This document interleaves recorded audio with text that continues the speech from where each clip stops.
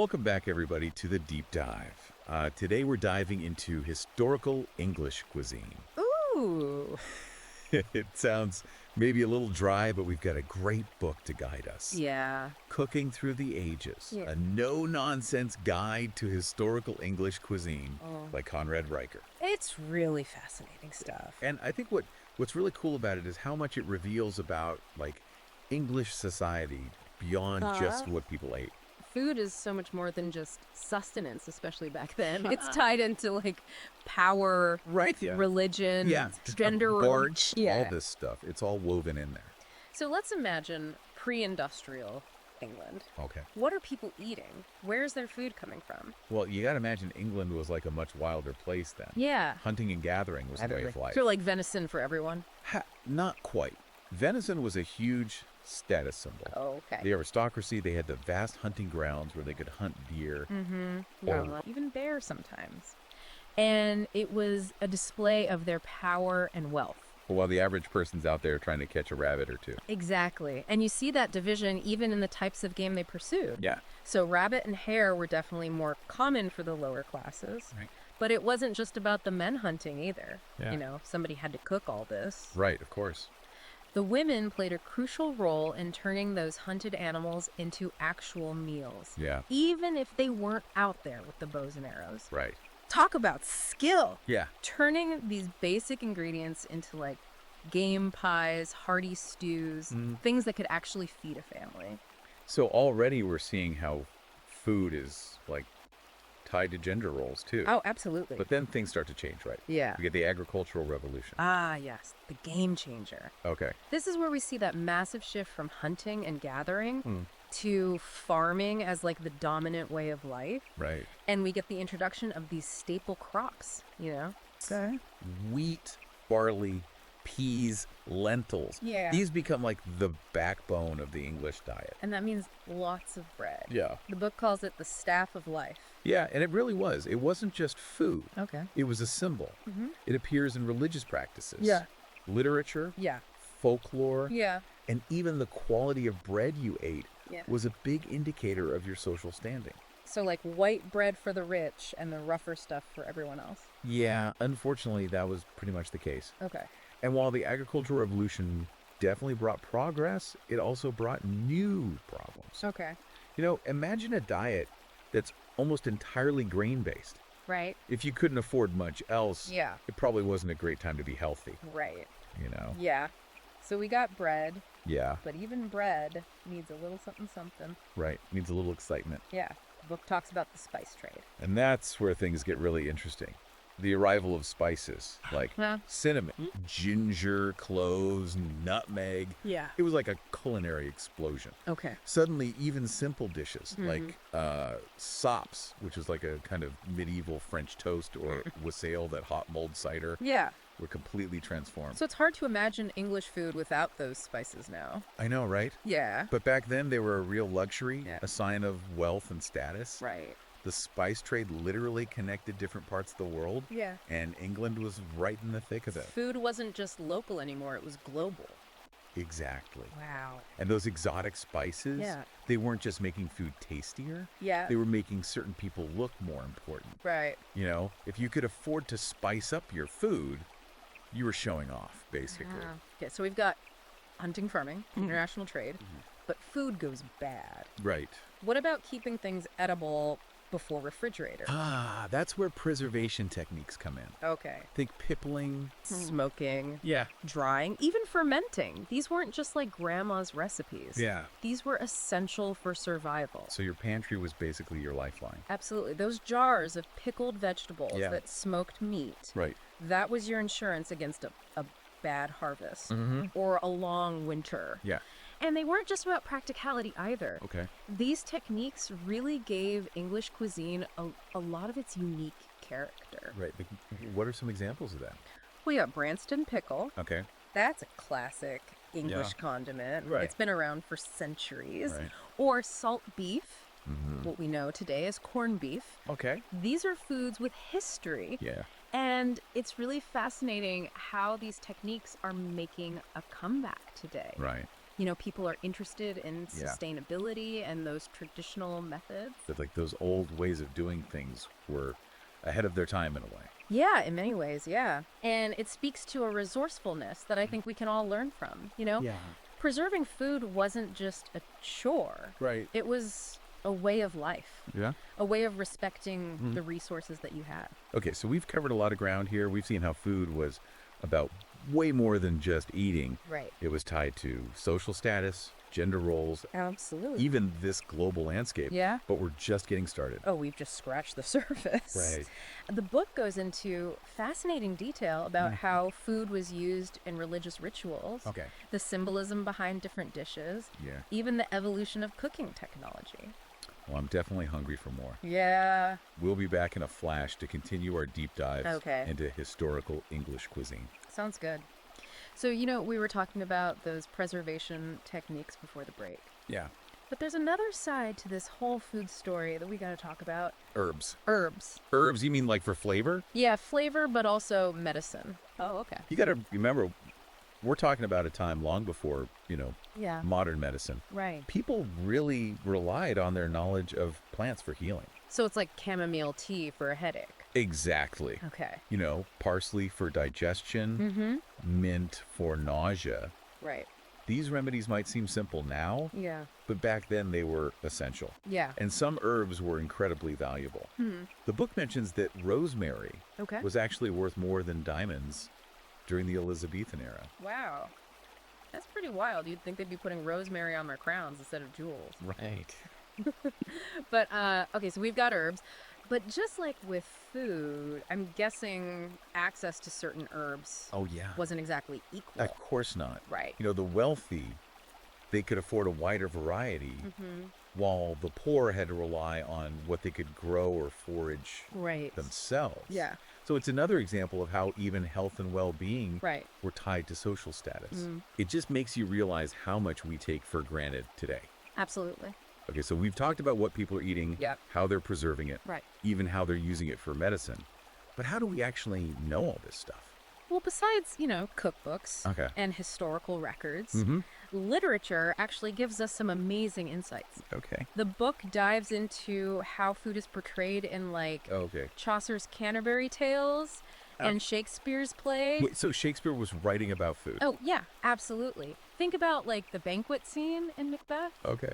It's not just a backdrop for all the drama. Right. It's like a window into the opulence and the power dynamics of the royal court. Okay. The types of food, the Right, way right. it's served, Yeah. who gets to eat, what it all tells a story. So food wasn't just fuel, it was a form of storytelling. Exactly. And you see this in the Canterbury Tales, too. Okay. The meals that are described for each pilgrim, from the wealthy merchant to the humble plowman, Yeah. they reveal so much about their social class and even their personalities. That's so interesting. So food is like this secret language in a way. It is. And it's not just about status either. Religion played a huge role in shaping what people ate. Of course. Think about Lent, Okay. a time of fasting and abstinence. That had a major impact Right. on food consumption Yeah. and culinary traditions. So no meat on Fridays. Exactly. But then you had feast days Mm-hmm. and religious celebrations Right. where specific foods were essential. Like Yeah. Christmas, for instance. Right. Couldn't be Christmas without certain dishes. Right. Food was a way of expressing faith Yeah. and connecting with your community. Okay, so we've gone from hunting with bows and arrows Right. to these fancy feasts fit for a king. Yeah.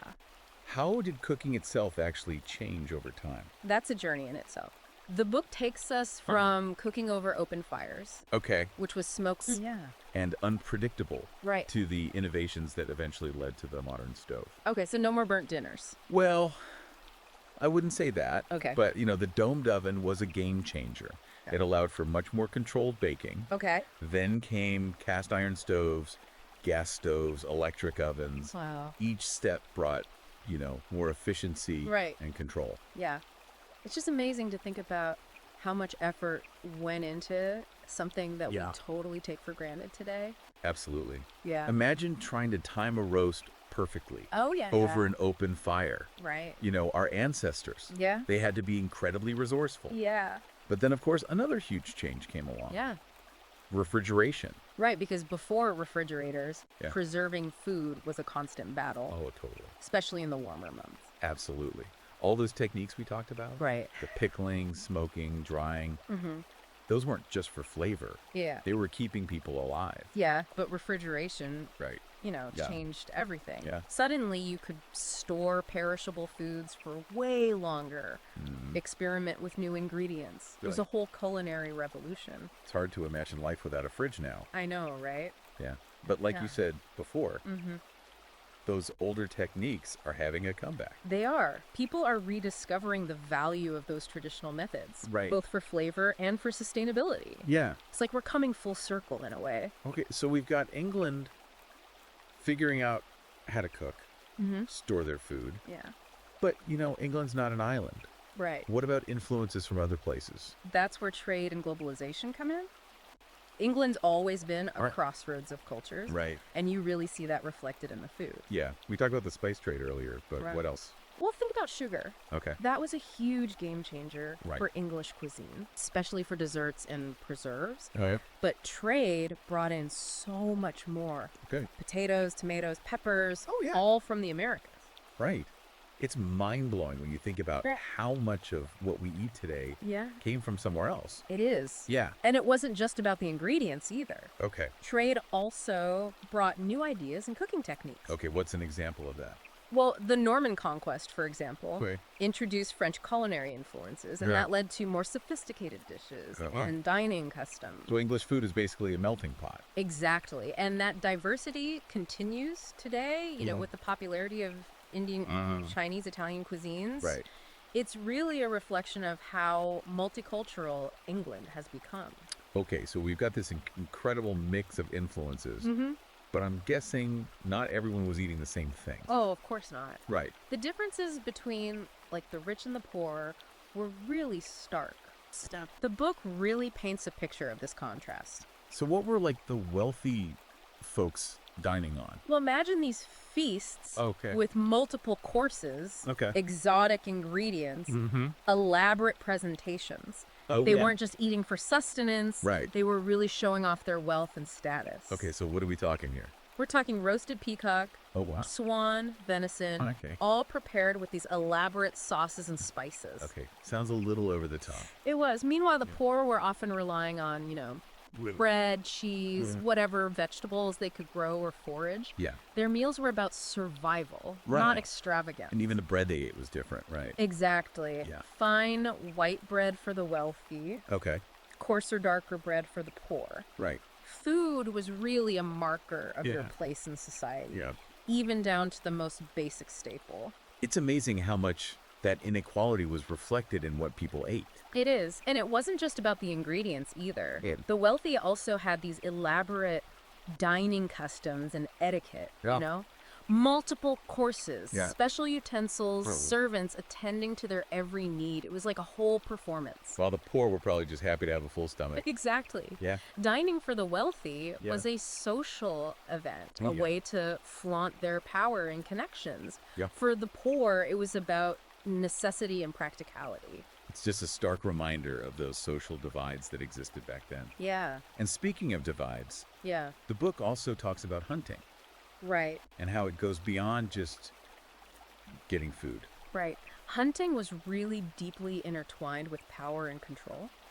Okay. The aristocracy had these vast hunting grounds. Mm-hmm. They hunted for sport, for pleasure. Right.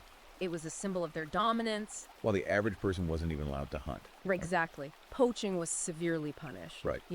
It was about keeping resources in the hands of the elite, Yeah. controlling who had access to what. It's like even the act of hunting was a way of reinforcing Absolutely. those social hierarchies. Yeah. But of course, people still had to eat. So what were they doing? Well, the lower classes, they found ways to supplement their diets through hunting smaller game, Okay. using traps and snares and things like that. It sounds dangerous. It was, but when you're struggling to survive, Yeah. sometimes you got to take risks. Right. Okay, so we've been on this incredible journey through, centuries of English culinary history. It has been a journey, hasn't it? Yeah, and it's amazing to see how food has been tied to pretty much every aspect of life. Right. From social status to power dynamics, Absolutely. religion, gender roles. Yeah.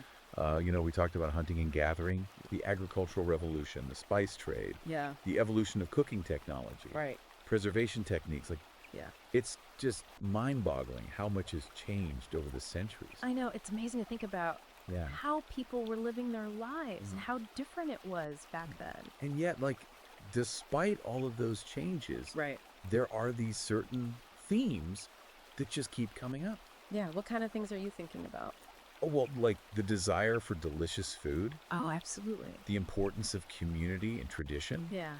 and how food is so connected to our identity. Right. Food is more than just fuel. It really is. Yeah. It's a story. It's like a reflection of who we are and Yeah. where we come from. Yeah. And I think that's what's so cool about understanding the history of food. Mm-hmm. It gives us this deeper appreciation Yeah. for, the culinary world that we live in today. It connects us to the past in a way. Yeah, exactly. You know? So, as we kind of wrap up our deep dive here into historical English cuisine, what are some of the big takeaways? Well, I think the most important thing to remember is that food was never just about sustenance. Yeah. Especially back then in historical England. Yeah. It was about so much more. Yeah. It was a powerful symbol of social status, Okay. a tool for wielding power, Right. a source of cultural identity, Yeah. and even a catalyst for social change. Yeah, we saw how the wealthy used those like lavish feasts Yeah. to kind of show off their power and dominance. Oh, absolutely. It was all about, Yeah. Yeah. impressing your guests, solidifying alliances, Yeah. making sure everybody knew who was in charge. Yeah, while the poor were often relying on those simpler, Yes. sometimes meager meals just to get by. Exactly. And we saw how all those regional dishes Yeah. reflected those like unique characteristics of different parts of England. Absolutely. And how immigration Yeah. brought, those new flavors and traditions to the table. And we talked about how food could be like a tool of oppression. Think about those laws Yeah. that restricted hunting rights. Yeah, exactly. But then also food could be this like force for resistance and change. Mm-hmm. Think about like the bread riots. Oh, yeah, those are powerful Yeah. expressions of people's anger. Yeah, it wasn't just about empty stomachs. It was about like Yeah. injustice and unfairness. Absolutely. Yeah, and I think it's important to remember that food is never really neutral. Right. It's always tied to these bigger systems. Yeah. Social, economic, Yeah. political. It's all connected. So as we kind of navigate the complexities of, the modern food system, Yeah. I think it's crucial to keep those historical lessons in mind. Absolutely.